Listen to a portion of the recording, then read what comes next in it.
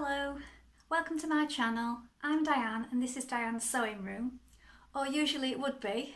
Today it's really hot here in the UK, so I'm downstairs doing a bit of cutting out, trying to keep cool. I have just shut the window just now though because there's so much noise coming in from outside. So anyway, in my previous video I asked which fabric you'd like to see the Saraste top made in. And quite a few people were keen to see my husband's shirt, the sort of check purple one, done as a refashion. Now I have cut out the pieces and it's going to be quite a squash, and I may have to use something else for the frill at the moment. So I'll show you what I've done so far. There is still some more cutting and joining of pieces to be done. So this may end up being a muslin. So we may just be making a mock-up of the pattern at this rate, because if it doesn't turn out right, but we have to try things to see how they go.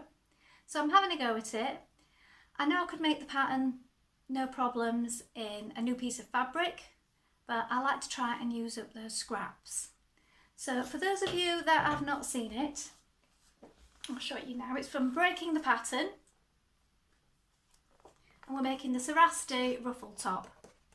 Now, as I'm trying to refashion an old man's shirt, this shirt has got quite a lot of fabric in it because it's on quite a frill, an A-line shape, and then these frills are quite wide. I might have to do those in something else, like I said. So I'll show you what pieces I've done so far. So now here I've got the back piece, which is cut on the fold, and this is the back piece of the shirt that I've dismantled. So as you can see, once I've cut that back piece out, there's not a great deal left here. So I'm going to cut that one out next.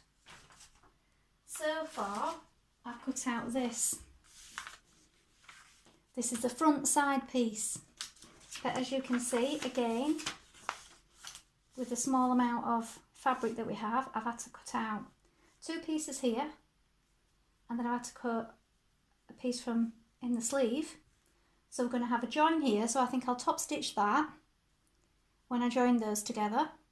So that's the front side. Now the front, you have this button band here. But as the shirt already has a button band on it, what I've done is I've cut it from here, because we don't need this amount, which would be folded back and would form the button band, because we've already got it in our original shirt. So I managed to salvage a little bit of fabric there. So that's those pieces, but we've still got the shirt top side piece for the back to do. And look how big. I mean, these are really big. The frill is. Now this is great, like I said, if you've got a new piece of fabric. But that's a really big piece for the frill, and it says cut 4. There's no way I'm going to get 4 out of these little bits that I've got left. I'll be lucky if I get 2. So I'm just going to cut 2 and just do the frill on the front. If I can, patching pieces together, manage to make enough for 2. And also, it's going to be folded in half like that. And then some of it goes into the seam.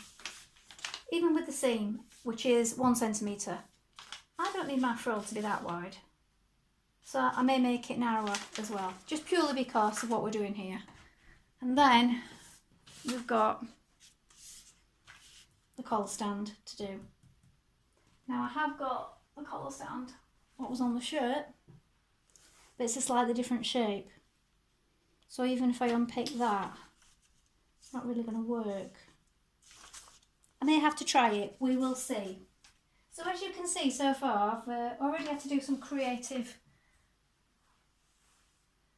joining, and I've only really got these bits left. And some scrappy bits. So as I said, if I can manage to piece together the pieces to make this side bit, even if it means having some joins in, make it look like a design feature, then I might have to have a look around and see if I can just do a plain frill. So that's how far I've got with that. Yeah, so this would have been done a lot sooner, but we've just been away on holiday. So we've been away for a few days to the East Coast in the UK.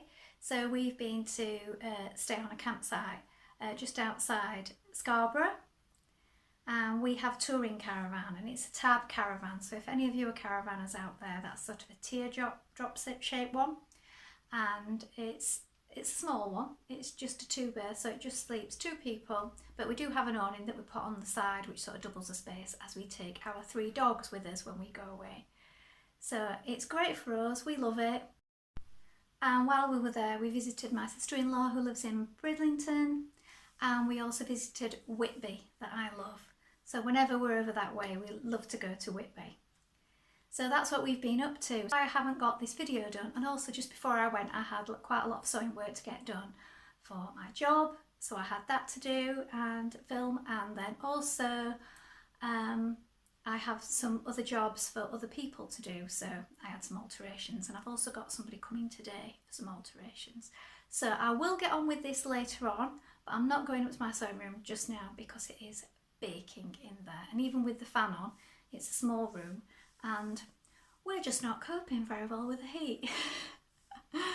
We're not used to it. We're not used to it being so warm here in England, and we'll be complaining again when it's raining, won't we? So that's what I've been up to. So I will get on with this and we'll see what happens. It might be a bit of a surprise what happens with the frill. It might be a surprise to me as well. So I do like to try these things out though, because it's always good to try and use up scrap fabrics, and also just for experimenting and trying new things. So I hope you're all keeping cool wherever you are. I just thought I'd do a quick update in case people were wondering, because I did say I'd be back later in the week, completely forgetting that we were going away. So I hope you've enjoyed seeing my progress so far. If you've got any ideas, let me know about what to do about the frill, or maybe what colours to use, or should I use a bit of lace? I don't know. I haven't got on it, but there is a sewing shop down the road. So I will be back soon, hopefully, with another video to show you my progress. Give this a thumbs up if you enjoyed it and you just like to see progress like this, because usually what I do is I do the whole thing in one go. And I thought sometimes people might like to see things as they progress along more slowly, rather than me just doing a quick update once I've finished something, or just a quick sew along. People aren't always into a full length sew along. That might not be what you're looking for. So let me know in the comments, like and subscribe if this is your kind of thing, and I will see you soon. Thank you for watching. Bye for now.